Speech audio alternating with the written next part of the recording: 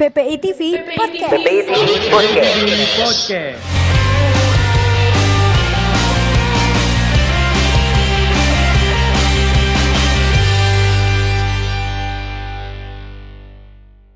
Assalamualaikum warahmatullahi wabarakatuh. Halo teman-teman PPI TV, saya Riza Azrian dan selamat datang kembali dalam program acara PPI TV Podcast. Dalam podcast kali ini, kita menghadirkan seorang bintang tamu. Beliau adalah awardee beasiswa DAAD Jerman untuk program doktoral jurusan Disaster Sosiologi. Di samping itu, beliau pernah mendapatkan Satya Lancana Karya Satya 10 tahun dari Presiden Republik Indonesia dan juga pernah mendapatkan Pranata Humas Terbaik LIPI sebagai Best Public Relation Officer dari Chairman of LIPI. Siapa lagi kalau bukan, kita introduce sama-sama Mbak Irina. Halo Mbak. Halo. Halo, gimana kabar? Baik, alhamdulillah. Cerah nih Bon hari ini, alhamdulillah. Ya sama, di sini juga Duisburg cerah. Kebetulan kita sama-sama satu negara nih Mbak. Iya. Bon ke Duisburg itu 2 jam, 1,5 jam kayaknya. Itu terlalu dekat itu, mesti ketemuan ini. Iyalah, harus nanti nih kalau ada acara pengajian kali atau ada acara kumpul-kumpul ya. Iya, boleh. Ya nih Mbak, makasih udah datang ke acara podcast PPI TV hari ini. Temanya hari ini kita mau ngulik tentang beasiswa DAAD supaya teman-teman di rumah yang mungkin ingin kuliah ke Jerman membutuhkan banyak informasi tentang beasiswa bisa terbuka pikirannya dengan informasi ini. Nah, mungkin di awal-awal aku ada beberapa, langsung aja nih Mbak ya. Boleh. Pertanyaan, ingin tahu lebih dalam sebenarnya beasiswa DAAD itu seperti apa sih? Sepanjang pengetahuan aku ya. Jadi beasiswa DAAD itu menurut pengetahuan aku itu, sepanjang pengetahuan aku itu adalah beasiswa yang disampaikan atau yang dialokasikan oleh pemerintah Jerman ke sejumlah negara dalam rangka mempererat kerjasama bilateral, kadang-kadang multilateral, di bidang ilmu pengetahuan. Jadi dulu memang ada inisiatif untuk memperkuat alumni, misalnya network alumni, tapi kemudian dilembagakan menjadi sebuah lembaga yang memang memberikan servis atau pelayanan yang salah satu diantaranya adalah beasiswa. Tapi exchange sebetulnya ya, pertukaran sains pengetahuan antar negara. Dan exchange itu sebetulnya bentuknya bisa beasiswa, bisa peneliti, bisa juga misalnya dosen dari Jerman yang datang ke Indonesia misalnya, atau mahasiswa dari Jerman yang kemudian datang ke Indonesia berinteraksi dengan mahasiswa Indonesia, atau workshop, atau kegiatan lain yang tujuannya adalah mempererat proses pertukaran pengetahuan tersebut, ilmu pengetahuan dan kerjasama di bidang sains sebenarnya. DAAD ini salah satu program antara Indonesia dan Jerman ya, dari program-program yang lain yang ada. Iya, benar. Nah, kita masuk lebih dalam lagi nih Mbak tentang beasiswa DAAD. Mungkin operator bisa tunjukin beberapa gambar tentang kuliah di Jerman dan mungkin pada saat Mbak Irina dulu sekarang di Jerman. Coba silakan operator. Nah, ini Köln Mbak ya? Iya, itu Köln. Iya. Itu kalau nggak salah itu temanku cerita ya. Jadi pada saat Perang Dunia itu seluruh wilayah di luar dari gereja katedral itu bumi hangus ya, terbakar, hancur, kecuali si katedralnya. Kemudian mereka pelan-pelan membangun secara sirkular konsentrik gitu. Melebar. Aku pernah lihat fotonya loh, kalau nggak salah ditempel di katedral itu runtuh kan? Iya, benar. Menarik. Juga next-nya ada apa lagi kita lihat. Ini buat teman-teman yang mau ke Jerman, misalnya bisa lihat deh beberapa foto-foto di Jerman seperti ini. Kalau ini apa nih Mbak? Kayaknya aku belum pernah ke sini deh. Mungkin bisa jadi ini museum ya, atau apa ya? Iya. Ya memang sejak COVID ini jadi membatasi diri untuk jalan-jalan keliling Jerman sebetulnya. Ini apa ya? Tapi memang banyak bangunan yang masih dipelihara dari zaman Prusia sebelum jadi Jerman. apa sih namanya kerajaan-kerajaan kecil dulu di zaman Prusia seperti di Potsdam itu juga menarik Sanssouci. Kemudian tetapi bangunan-bangunan baru yang kontemporer juga banyak, jadi nggak cuma begini isinya di Jerman. Coba tunjukin satu persatu sambil jalan kita liatin. Nah, ada ini lagi next. Oke. Itu kalau nggak salah gedung parlemen di Berlin. Di Berlin. Yang kita kalau naik ke atas itu bisa melihat bagaimana Dewan Perwakilan Rakyatnya itu bekerja karena ada kayak apa sih namanya bisa melihat ke bawah gitu dari atas. Jadi publik itu sebetulnya maksudnya secara simbolik publik itu bisa mengamati proses kerja orang-orang yang mewakili mereka di gedung tersebut. Itu kalau nggak salah itu deh. Next-nya ada Brandenburger Tor, ada apa lagi Pak? Tadi juga next-nya. Nah ini dia, sorry, ini yang aku maksud tadi.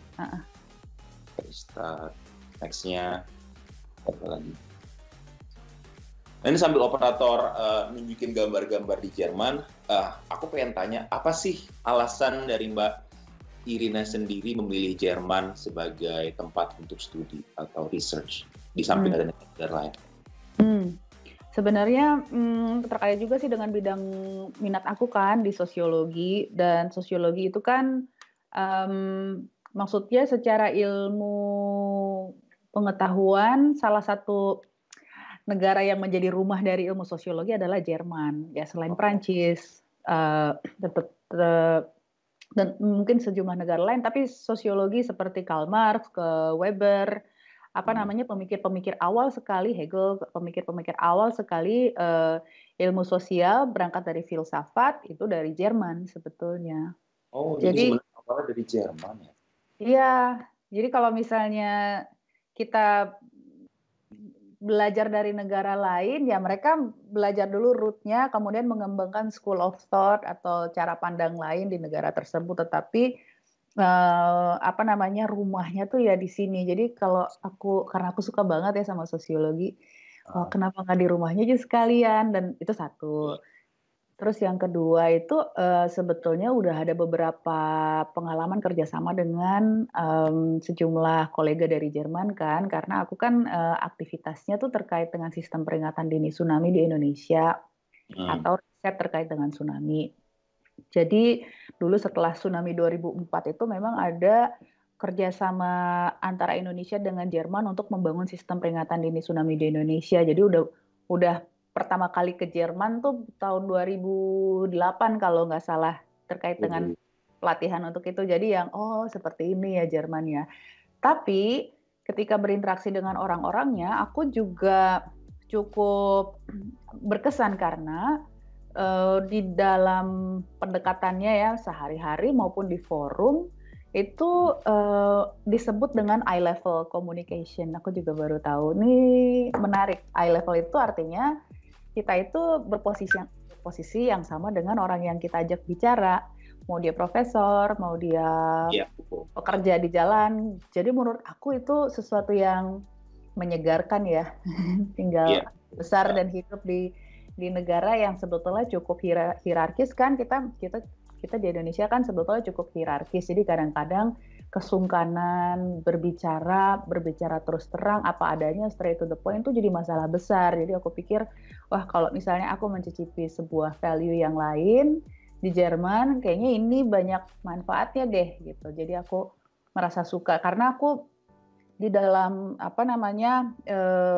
penelitianku juga lebih suka dengan cara pandang kritis, cara pandang yang mempertanyakan, cara pandang yang mendebat, atau justru belajar dari proses-proses reflektif gitu. Jadi, Jerman sebetulnya menawarkan banyak cara pandang seperti itu. Kadang-kadang kalau kita memilih negara, nggak disangka juga, maksudnya kita tidak membayangkan, ternyata culture dan value yang dimiliki oleh negara tersebut tuh sangat mempengaruhi bagaimana proses belajar itu dilakukan. Dan itu membentuk kita nanti setelah selesai.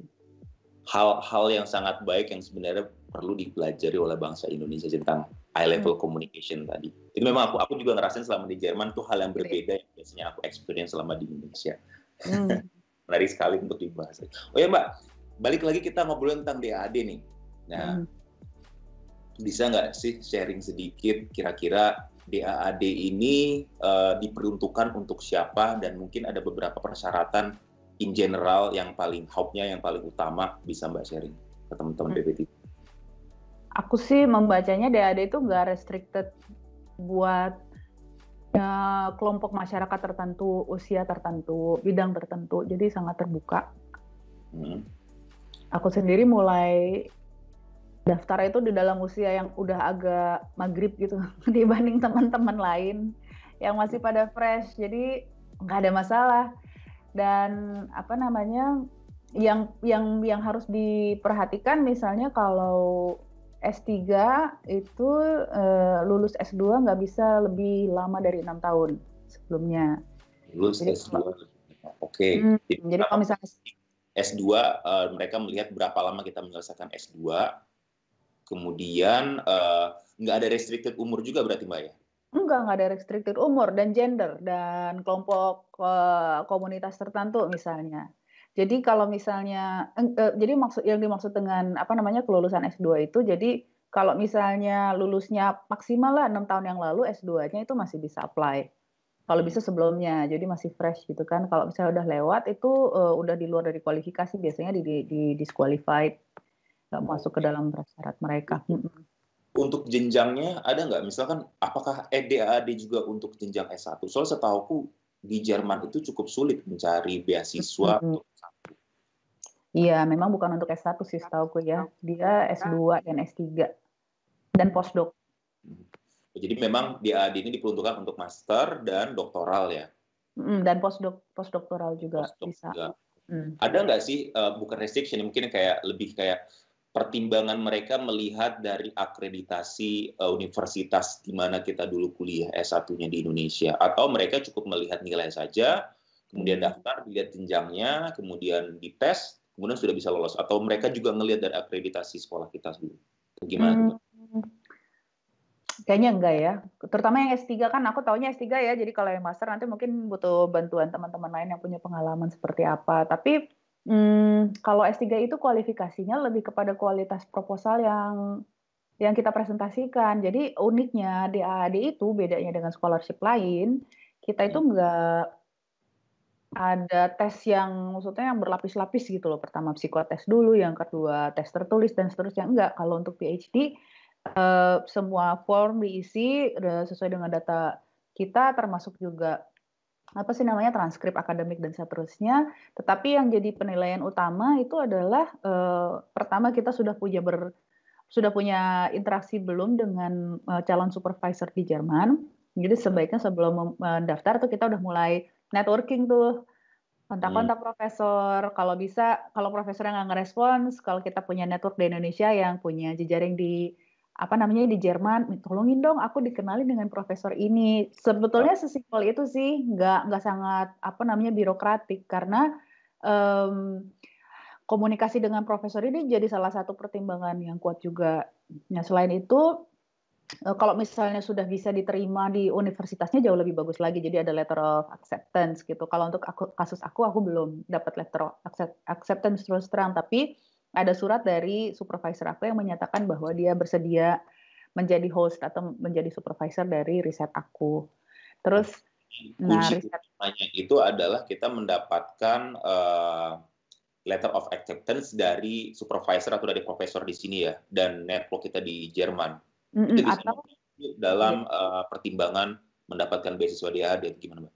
Iya, atau tidak dari profesor dari universitas gitu. Tapi biasanya kan kalau riset, jadi riset S3 di Jerman itu kan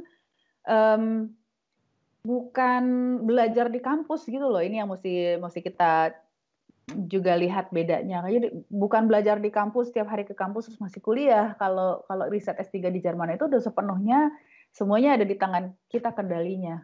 Bikin proposal, terus mengembangkan desain riset, melakukan riset, kemudian menulis, publikasi, atau terakhirnya bentuknya adalah manuskripnya, misalnya monograf atau buku gitu. Ya udah selesai, seperti itu prosesnya. Ada kasus-kasus lain, misalnya untuk PhD itu dia ikut di dalam proyek yang sudah ada. Jadi profesornya juga nanti bisa bantu mendanai proses risetnya gitu. Itu juga pilihan lain. Jadi bukan student sih sebetulnya, nanti statusnya adalah peneliti. PhD itu. Bekerja. Mereka yang PhD-nya itu dibutuhkan untuk stay on di lab, berarti harus datang kalau yang kayak gitu ya? Iya. Okay.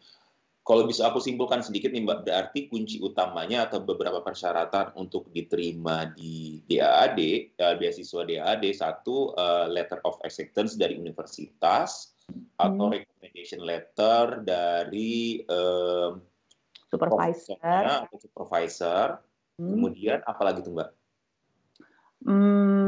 Ya proposalnya. Proposalnya S2-nya maksimal nggak boleh lebih dari 6 tahun ya? Iya, sama kita punya proposal. Proposal tentang apa yang mau kita kerjakan di sana gitu ya? Aku waktu itu selesai proposalnya kira-kira 30 halaman. Dan itu prosesnya udah bolak-balik sama. Jadi kan, aku itu apply yang pertama tuh gagal tuh, nggak lulus. Ya menurut aku proposalnya belum solid juga. Jadi memang perlu waktu sih, nggak bisa kita mendadak ya. Nah inilah culture yang beda sama kita. Juga culture dalam melamar beasiswa. Kita pikir udah last minute masih lama nih deadline-nya, ntar aja deh deket-deket baru kita lamar, baru kumpul-kumpul berkas dan seterusnya. Kalau di AD sih sebaiknya jangan ya, karena kalau misalnya kita mau daftar 2 tahun lagi, dari sekarang tuh kita udah nulis proposal sih kalau bisa. Nggak apa-apa, pelan-pelan nanti berkembang. Semakin solid proposal kita, peluang untuk dilihatnya itu jadi semakin baik. Berarti dan cukup berat ya persaingannya Mbak ya, kalau begitu? Iya lumayan juga sih, kalau nggak salah tuh kemarin, tapi ini mesti dikoreksi lagi, mesti dicek lagi ya. Kalau nggak salah yang daftar di angkatan aku tahun 2018, lulus 2019 itu sekitar 80-an, tapi yang lulus sekitar 11. Oh, dari 90, oke. 80-an, kalau nggak salah ya. Nah, kalau bisa sih ketika sudah ketemu dengan calon profesornya, mulai itu dibahas ide proposalnya. Nah, komunikasi ini bolak-balik dengan profesornya, itu kalau diizinkan oleh profesor, nanti kita print out jadi bagian dari penilaian. Ada persyaratan lain nggak selain itu? Misalnya kayak bahasa atau blog account. Biasanya kalau anak S1, anak S2 kan mau kuliah ke Jerman itu, ini yang jalur mandiri ya. Mereka ada blog account, terus ada persyaratan bahasa Jerman minimal A2. Untuk PhD sendiri gimana? Untuk doktoral sendiri? Dengan DAAD? Ya, menurut aku DAAD itu karpet merah ya. Kalau misalnya bisa lulus itu alhamdulillah banget, sebab kursus bahasa itu nanti ditanggung oleh DAAD untuk kasusku sekarang. Dulu sempat sih harus biaya sendiri ya kalau nggak salah beberapa tahun lalu di Jakarta, kemudian nanti lanjut lagi di Jerman dibiayai oleh DAAD. Tapi kasus aku, kita dibiayai kursus selama 2 bulan di kota tertentu barengan dengan penerima beasiswa DAAD lainnya. Jadi di satu sisi kita juga dapat teman lebih banyak, terus semacam akulturasi gitu. Kenalan dulu sama situasinya sebelum bisa langsung praktis bahasanya ya, daripada belajar di Indonesia kan. Langsung diletakkan situasi di mana kita harus belajar ngomong bahasa Jerman, ada orang Jermannya bisa langsung ngobrol gitu ya. Berarti Mbak dulu langsung ke Jerman dulu, baru kursus bahasa gitu ya, berarti ininya. Aku mulai dari nol, taunya cuman 9, ya. Bentar. Nggak tahu banyak. Nah terus kan kita dikursusin 2 bulan di Göttingen, itu intensif banget tuh, udah kayak SMA banget tuh, kayak dari pagi sampai sore setiap hari, Senin sampai Sabtu malah kadang-kadang. Oke, makanya aku dapat sekarang kenapa dibilang karpet merah, karena dulu waktu aku ke Jerman, aku tuh harus kursus dulu di Goethe Institut Jakarta, itu kayak ngabisin waktu hampir 1 tahun, ngurus berkas dan segala macam, total 1 tahun. Habis itu dengan iming-iming atau alasan aku mau belajar bahasa Jerman di Jerman dengan bekal sertifikat aku yang sudah kumiliki dari Goethe Institut, baru aku bisa berangkat. Kebanyakan orang nuntasin dulu di Indonesia berapa tahun kuliah, kursus dan persiapan baru berangkat ke Jerman. Kalau di AAD berarti bisa langsung berangkat walaupun belum memiliki sertifikat bahasa, dan kursus bahasanya justru di sini gitu Mbak ya. Iya, heeh.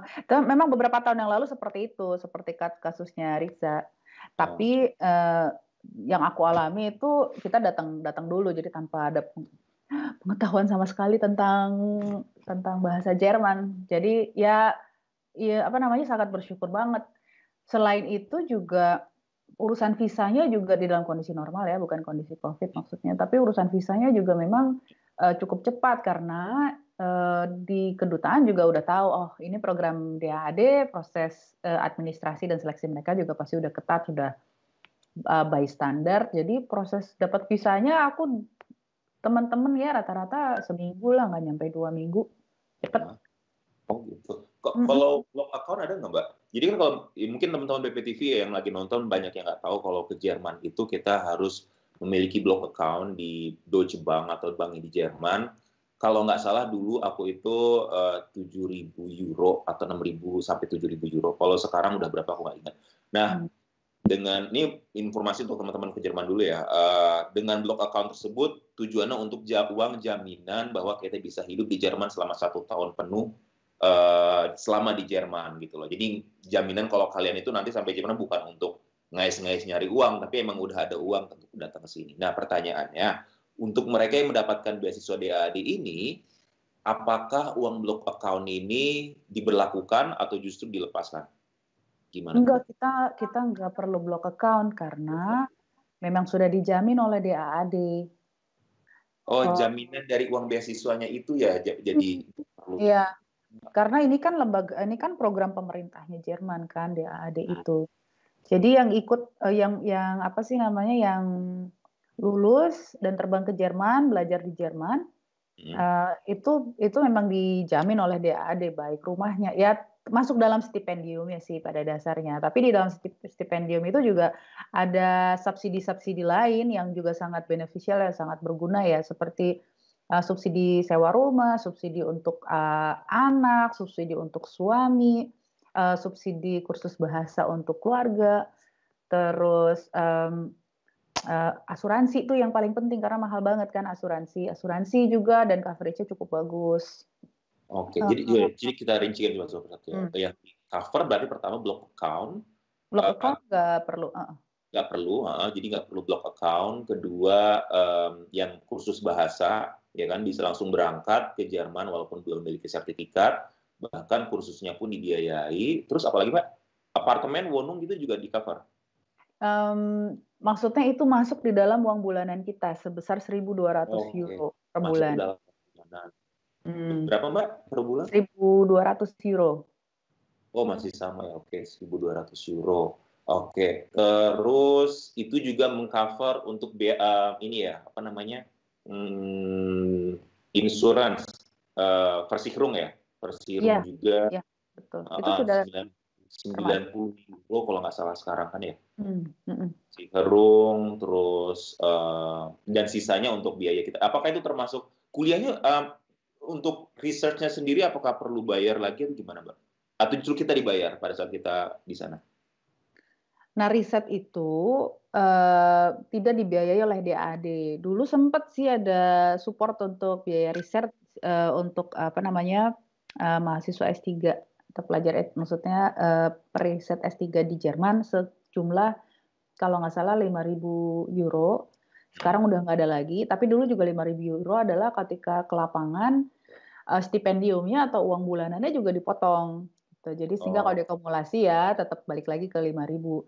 Tapi sebetulnya poinnya adalah kalau bisa memang mendapatkan supervisor baik di universitas maupun di lembaga riset. Nanti kan antara dua tuh pilihannya kita bisa bekerjanya di universitas karena supervisornya orang universitas atau kita bekerja di kantor atau lembaga riset atau pusat riset tertentu karena profesor kita bekerja di sana gitu juga gitu dan kita dikasih office space biasanya gitu. Nah aku kasus yang kedua aku di German Development Institute jadi aku dikasih office space dikasih laptop dipinjemin maksudnya laptop kemudian uang sekolah uang kuliah kan nggak bayar ya kalau di Jerman kan kita hanya ah, bayar sejumlah 300 ya hampir 300 euro itu juga ah, nanti balik lagi ke kita dalam bentuk semester tiket artinya bisa kita pakai untuk transportasi selama 1 semester lah udah nggak mm, keluar uang lagi gitu untuk apa transportasi nah itu pengeluaran tambahan di luar dari dan itu kita tanggung sendiri.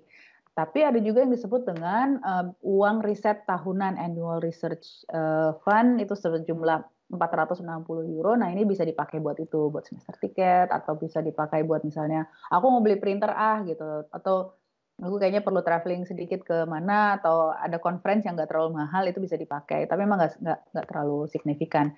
Kalau kita perlu biaya riset yang cukup besar, kayak harus pulang ke Indonesia atau nge-lab dan sampelnya mahal gitu dan apa namanya prosesnya juga berbiaya. Ini perlu dibahas dengan profesornya masing-masing. Karena kita nggak datang dengan dana riset, itu dia sih. Kalau ada kerjasama dengan Indonesia jauh lebih baik lagi. Misalnya kerjasama dengan perguruan tinggi, misalnya ketika kita riset di Indonesia, perguruan tinggi tertentu bisa meng-host kita bisa manfaatkan peralatannya, nanti jadi co-supervisor kita itu jadi lebih bagus. Kadang-kadang kita harus bisa menavigasi sendiri sih, gimana nih caranya gitu. Karena memang ada keterbatasan juga di beasiswanya. Baik. Mbak, aku penasaran karena aku punya teman yang kebetulan S3 juga di Jerman, tapi dia nggak beasiswa, jadi dia biaya sendiri, jadi tiap bulan dia keluar uang sendiri 300 euro, tiap bulan, tiap satu semester untuk bayar student fees. Tapi di satu sisi, dia per bulan pun mendapatkan gaji gitu loh, dari universitas sekitar 2.000 euro bahkan bersih gitu. Pertanyaan aku adalah, uang dari 2.000 ini, atau katakanlah ya gaji in-house-nya dia itu, karena dia tidak memiliki beasiswa, atau kalaupun memiliki beasiswa akan memiliki double, dapat uang double, itu kayak gimana, Mbak? Nggak bisa double. Jadi status kita sebagai penerima beasiswa itu nggak bisa mencari pekerjaan tambahan lain. Lebih dari, aku kurang hafal ya, apa 40 jam dalam sebulan ya. 40 Dan jam. penghasilannya nggak boleh lebih dari 400 sekian euro per bulan, kira-kira gitu. Oke. Jadi, tapi dia dapat uangnya dari universitas, Mbak. Jadi dia ya. S3, terus dia digaji gitu. Jadi aku menduganya kampusnya memang punya pendanaan untuk membiayai peneliti S3. Dan stipendium sebesar 2.000 euro minimum ya, maksudnya itu tuh minimum deh kayaknya, 2.000 euro per bulan bersih, sudah potong pajak, karena pajak di sini tinggi banget, sampai 40%. Itu memang standar minimumnya PhD biaya PhD di Eropa, di Jerman. DAD memang sedikit di bawah itu. Tetapi ada fasilitas lain kan yang diberikan oleh DAD yang kalau kita hitung ya hampir mencapai itu juga kan, kayak misalnya kursus bahasa. Itu kan udah mahal banget tuh, 2 bulan intens kursus bahasa, terus bantuan untuk pengurusan reuni keluarga kalau keluarga mau ikut bergabung, meskipun biaya pesawat untuk keluarga nggak ditanggung. Kemudian asuransi, tunjangan-tunjangan lain atau subsidi lain itu hampir mencapai 2.000 kalau nggak sedikit lebih dari 2.000. Jadi apakah berarti misalkan kita sudah mendapatkan beasiswa DAD di mana tiap bulan kita juga dapat income dari DAD, maka kita tidak punya kesempatan untuk dapatkan income juga dari universitas, atau bisa dua-duanya dapat gitu loh universitas? Gimana tuh, Mbak? Nggak bisa dapetin itu. Itu keterbatasannya. Untuk jadi mereka yang mandiri ya, yang biaya mandiri. Iya, tapi ada satu kasus tuh teman aku, dia orang Ethiopia, kemudian di dalam lab research-nya, cuman dia mahasiswa DAD satu-satunya kan. Terus yang lain itu dibiayai oleh lab-nya, dan karena lab-nya kaya banget ya. Lab-nya tuh di Aachen kalau nggak salah. Kan Aachen itu salah satu kampus yang sangat progresif ya, dan sangat mungkin besar juga alokasi anggarannya karena dia melakukan riset-riset yang forefront, kayak riset artificial intelligence dan lain-lain. Jadi ada ketimpangan tuh, terus dia tanya, bisa nggak kalau misalnya dia minta dapat tambahan gitu dari kampus, kan nggak boleh kan sama DAD. Terus akhirnya jadinya dia dibiayai penuh oleh kampusnya atau pusat risetnya. Aku nggak terlalu ingat dia di kampus atau di pusat risetnya kalau nggak salah. Lalu tapi statusnya tetap DAD, tapi DAD nggak memberikan apapun. Tapi statusnya tetap DAD karena dia masuknya lewat seleksi DAD. Kalau nggak kan kurang baik juga ya, kayak udah diterima di DAD, udah sampai di Jerman, terus tiba-tiba melihat ada peluang lain yang sebetulnya kalau dilihat-lihat ya harusnya dia bisa mengakses juga gitu, tetapi jadinya treatment-nya beda dengan teman-temannya, terus dia merasa ini nggak comfortable, nggak nyaman dia seperti ini, terus akhirnya dia berkomunikasi dengan DAD, terus akhirnya DAD memberikan solusi seperti itu. Jadi dia tetap mendapatkan pemasukan kalau nggak salah 2000 net, kemudian tapi dia nggak mendapatkan benefit apapun dari DAD. Cuman ya karena dia single ya, kalau buat aku itu bisa jadi option, tetapi kayak di misalnya nih contoh kasus ada hiccups gitu, ada masalah sedikit dengan proses mengundang keluarga ke Jerman, proses visanya itu DAD memberikan bantuan. Jadi kita ada tempat untuk bertanya dan meminta bantu berkomunikasi dengan Ausländerbehörde-nya atau kantor imigrasinya di sini gitu. Menurut aku itu mengundang keluarga itu adakah hak spesial yang dimiliki oleh DAD? Soalnya kan aku ngundang istri aku ke sini itu pertama aku harus sudah kerja, kemudian aku harus punya blue card sehingga istri aku nggak perlu attend sprachkurs dan lain segala macam. Banyak hal yang diberikan kemudahan jika aku sudah bekerja full time dan punya blue card. Nah, untuk beasiswa DAD sendiri, adakah hal yang spesial diberikan untuk ngajak keluarga ke Jerman, Mbak? Nggak harus blue card. Asuransinya juga ditanggung. Kemudian cuma di dalam situasi COVID seperti ini ternyata jauh lebih lama dari yang kita duga sih proses aplikasi visanya terutama ya. Terus aku juga titip pesan kalau untuk melamar ke DAD terutama untuk S3 ketika nanti mengisi form visa di Jakarta itu jangan tulis sebagai student atau study karena itu juga akan membuat jadinya sulit ketika ada di sini, karena kalau status student itu kan dianggap penghasilannya tidak cukup untuk membiayai keluarganya di sini gitu. Sementara kan kita statusnya bukan student. Nah, aku melakukan kesalahan itu. Oh, oke. Jadi itu berdampak nih sampai keluarga masih belum bisa datang itu kayaknya. Tapi mengusut itu sendiri, mencari tahu masalahnya ada di situ tuh juga nggak gampang karena nggak punya akses kan di dalam Ausländerbehörde-nya. Jadi kemarin itu dibantu oleh kantorku di German Development Institute untuk mengontak ke Ausländerbehörde, terus menanyakan situasinya seperti apa update-nya. Terus sempat wah ini kayaknya nggak bisa karena statusnya student. Jadi aku kontak DAD, terus DAD yang intens bolak-balik mengontak Ausländerbehörde yang menurut aku kalau aku sendiri independen gitu yang aku udah deh nyerah, dia pulang aja, pulang. Stres karena memang beneran deh kita memerlukan bantuan seperti itu. Jadi kunci kita harus bisa menunjukkan ke pemerintah Jerman bahwa kita memiliki regular income tiap bulannya, baik itu dari tempat kita bekerja atau mungkin dari beasiswa, begitu Mbak ya? Kalau Iya, bisa aku simpulkan.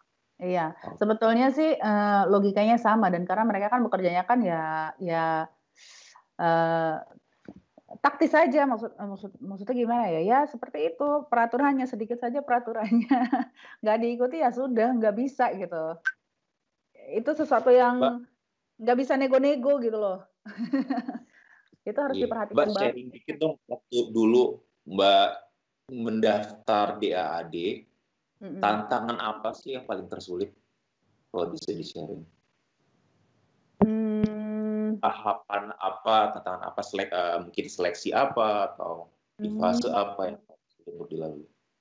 Oh ya, sebenarnya sih kalau diikuti aku yakin semua bisa. Enggak rocket science lah gitu, enggak rumit. Pertama misalnya kita kan ketika daftar itu mau ambil beasiswa berarti kita kan registrasi di portalnya DAAD tuh. Nanti di portalnya kita perlu download form, kayak gitu-gitu sih sebetulnya pekerjaan-pekerjaan teknis yang nggak bisa didadak gitu. Jadi kita download form, nanti formnya juga diisikan oleh 2 orang yang akan memberikan rekomendasi kepada kita. Jadi kita mesti benar-benar strategis tuh memikirkan 2 orang yang memberikan rekomendasi kita itu siapa, bagaimana dia bisa meyakinkan pihak DAAD-nya bahwa saya ini memang kandidat yang oke gitu untuk disupport. Gitu, itu mesti articulate itu di dalam aplikasinya oleh 2 orang yang memberikan rekomendasi, bisa dari tempat kerja, bisa bahkan dari orang luar Indonesia juga kalau misalnya memang mau, tapi dia harus isi form itu. form itu hanya bisa diisi oleh Adobe Reader. Dan ini jadi agak PR buat apa sih namanya sih yang mengisinya kan, karena dulu sempet tuh aku mencoba minta bantuan dosen senior di UI gitu. Tapi kan karena dia kan juga mungkin udah sibuk banget juga gitu untuk bisa mengisi lewat Adobe juga jadi PR banget. Akhirnya nulis tulis tangan. Oh. Itu ketahuan banget itu. Itu udah kalau kayak gitu kan berarti emang nggak diluangkan waktu cukup untuk mempersiapkan itu gitu loh. Harusnya sih nggak seperti itu, bisa aja. Misalnya isi bareng atau misalnya dia dibantu oleh asistennya atau apa, tapi kasih waktu, jangan mendadak gitu, kasihan juga nanti yang ngasih rekomendasi itu proses yang harus diperhatikan. Terus menulis proposal itu juga apa namanya sesuatu yang ternyata nggak main-main juga. Aku tuh menulis proposalnya 2 tahun karena tahun pertama kan aku gagal ya. Tapi di tahun pertama itu kan aku udah mulai diskusi dengan supervisor aku, dan aku tuh bersyukur banget supervisor aku itu support terus sih, maksudnya coba lagi Irin, coba lagi mungkin ada yayasan Volkswagen, atau coba lagi mungkin Humboldt juga bisa, ayo, dia ngasih semangat terus, jadi aku juga semangat kan, yaudah kita coba lagi ya, round kedua DAAD mudah-mudahan bisa, ini kita ikutan berdoa, supervisor aku, dan aku udah ada co-supervisor juga, mentor, yaitu si staffnya profesor aku. Terus di dalam proses diskusi itu udah bolak-balik itu membahas lagi tentang pertanyaan penelitian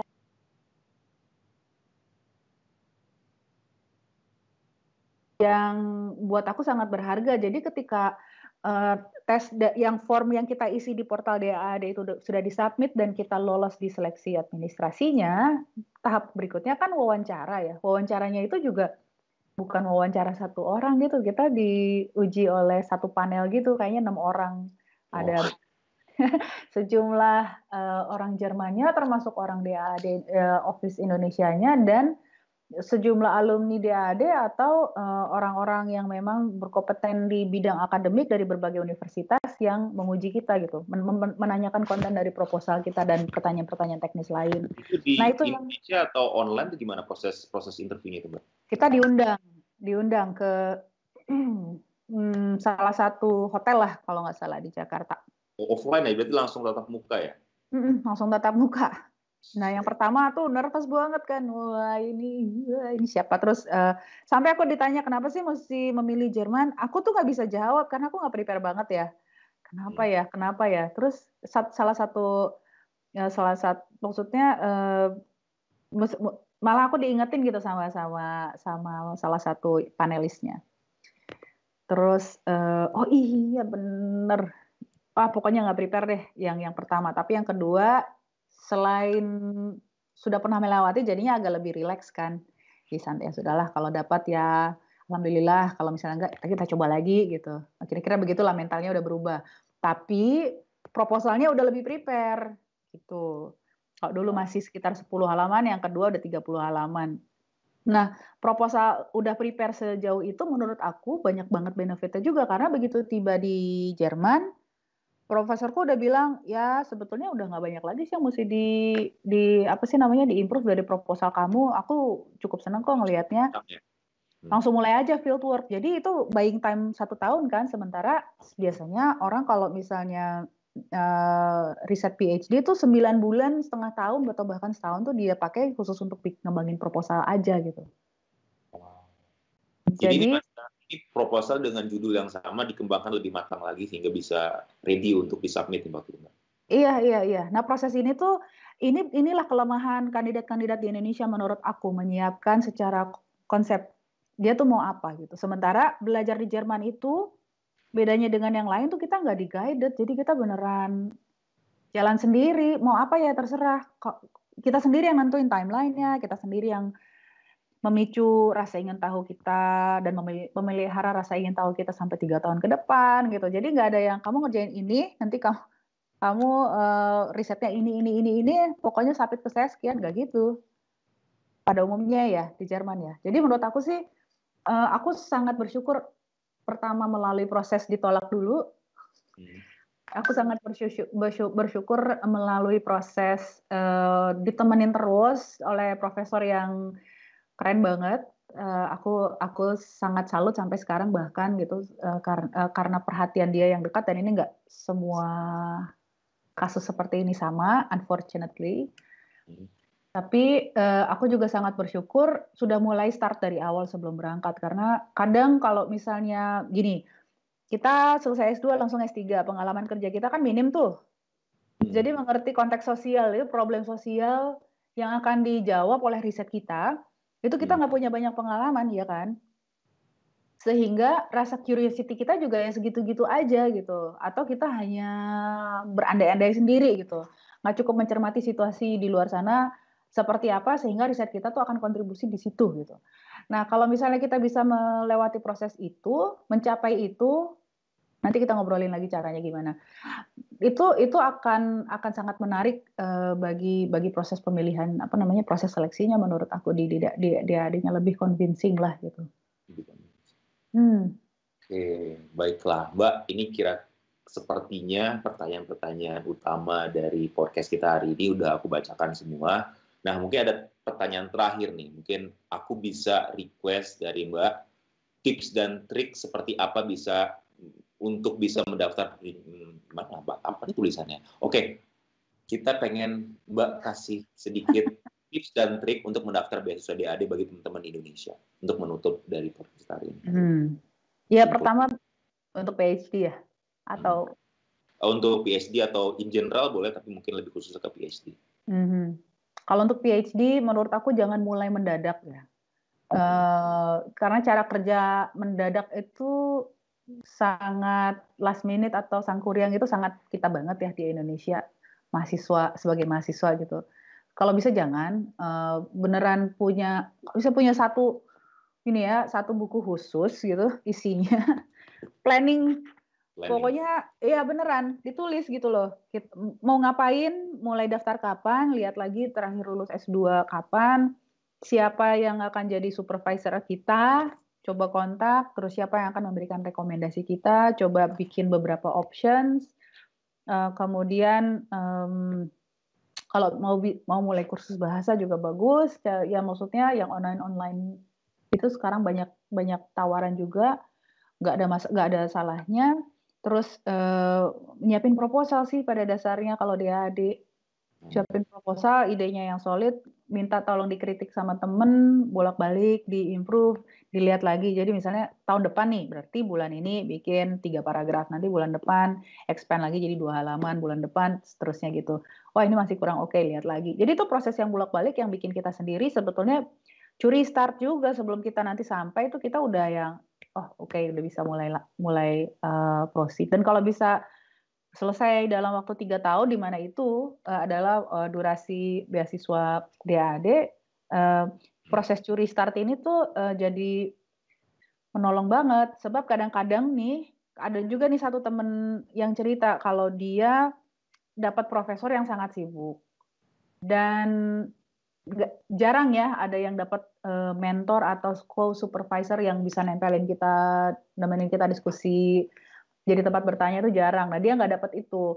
Artinya setelah melewati proses yang lama nih, hampir 3 tahun selesai, baru udah deh kayaknya aku mesti ambil keputusan sendiri, gue maunya kayak gini, risetnya terserah deh co-supervisor mau seperti apa. Dan pada kenyataannya co-supervisor juga bukan jadi penentu akhir, tapi waktunya udah habis banget kebuang dan stres banget kan harus nyelesain tulisan dalam waktu berapa bulan dan selesai karena beasiswanya akan selesai. Dan jadinya kalau misalnya aku ngelihat teman aku itu, aduh coba aja ya dari awal dia tahu proses-proses kayak gini itu sebaiknya dari awal, mungkin dia nggak stres sekarang, mungkin kualitas risetnya juga jauh lebih keren gitu, atau dia juga bisa jauh lebih rileks, nggak sangat tergantung kepada 1-2 orang. Jadi ya gitu sih, networking, persiapannya dari jauh-jauh hari sebelumnya, diskusi sama teman-teman, mencari profesor itu penting banget sih.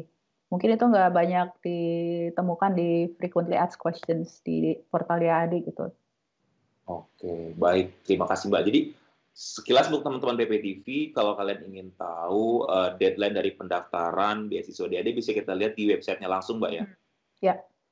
Websitenya itu biasanya Agustus deh. Agustus. Tanggal 15 Agustus ya deadline-nya. Berarti setiap tahun tanggal 15 Agustus itu gimana Mbak? Kita anggap saja lah deadline-nya Agustus, kan berarti kita mulai dari hari ini menentukan kan bidang ilmunya mau apa, universitasnya yang kita sasar apa, punya pilihan, jangan cuma satu gitu, nanti patah hati kalau yang satu nggak keterima. Pokoknya harus selalu punya pilihan lah, yang kita menavigasi diri sendiri kan gitu. Kalau ini nggak bisa ya udah kita coba yang lain. Profesor ini nggak bisa ya udah kita ada pilihan lain gitu. Kontak profesor kalau bisa dari awal. Kadang di universitas kayak misalnya di Unibon, Universitas Bonn itu ada kayak depository profesor-profesor yang bisa kita approach, ada alamat emailnya juga, coba aja email. Kalau enggak, misalnya kita punya lulusan Jerman yang bidangnya sama, misalnya di Indonesia yang kita cukup kenal di kantor atau di kampus, ya tolong dia kontakin dong profesor ini, kenalin aku gitu, karena aku berminat. Waktu itu dulu temanku kayak gitu. Jadi aku temanku di Bremen, dia ingin sekolah S3 juga, sementara aku udah dapat profesor. Terus bidangnya juga kurang lebih sama, marine science. Terus aku mengenalkan temanku itu ke profesor aku, terus profesor aku mengkonek dia ke profesor lain, dan jadi tuh mereka. Terus sekarang teman aku udah di Bremen. Network ya, berarti networknya yang paling penting untuk bisa dapat koneksi. Baik, terima kasih Mbak. Kalau gitu, aku coba simpulkan podcast kita hari ini. Oke, baiklah teman-teman TV, beasiswa DAAD adalah beasiswa dari pemerintah Jerman untuk semua negara dengan tujuan untuk memperkuat hubungan bilateral di bidang ilmu pengetahuan. Beasiswa DAAD diperuntukkan untuk jenjang S2, S3, dan penelitian. S3 di Jerman difokuskan untuk praktek dan penelitian. Ada beberapa yang perlu dipersiapkan untuk beasiswa ini, seperti proposal penelitian, networking yang baik dengan profesor di Jerman, surat penerimaan dari universitas, atau reference letter tadi itu. Kemudian tahapan dari beasiswa ini adalah pertama, satu, registrasi di portal websitenya DAAD, mengisi form, data diri, dan juga surat rekomendasi dari 2 orang, dan juga proposal penelitian yang sudah dijelaskan oleh Mbak Irina tadi. Bahkan terkadang butuh waktu hingga 2 tahun agar bisa lebih matang lagi, kayak gitu. Kemudian yang terakhir adalah sesi wawancara. Informasi lebih lengkap bisa teman-teman cek di website beasiswa DAAD. Baik, Mbak. Kalau begitu, terima kasih buat waktunya hari ini. Udah mau podcast sama kita di PPTV. Mungkin untuk kita menutup sesi podcast hari ini, kita bisa sama-sama ngucapin slogan PPTV. Ya, Mbak. PPTV dan belajar untuk barang. 1, 2, 3. PPTV dari pelajar untuk pelajar. Oke, makasih semuanya udah nonton PPTV Podcast. Wassalamualaikum warahmatullahi wabarakatuh. Jangan lupa subscribe YouTube PPTV untuk mendapatkan informasi-informasi terkini. Saya Riza Azrian, mohon undur dari hadapan Anda. See you again in the next podcast. Bye. PPI TV Podcast. PPI TV Podcast.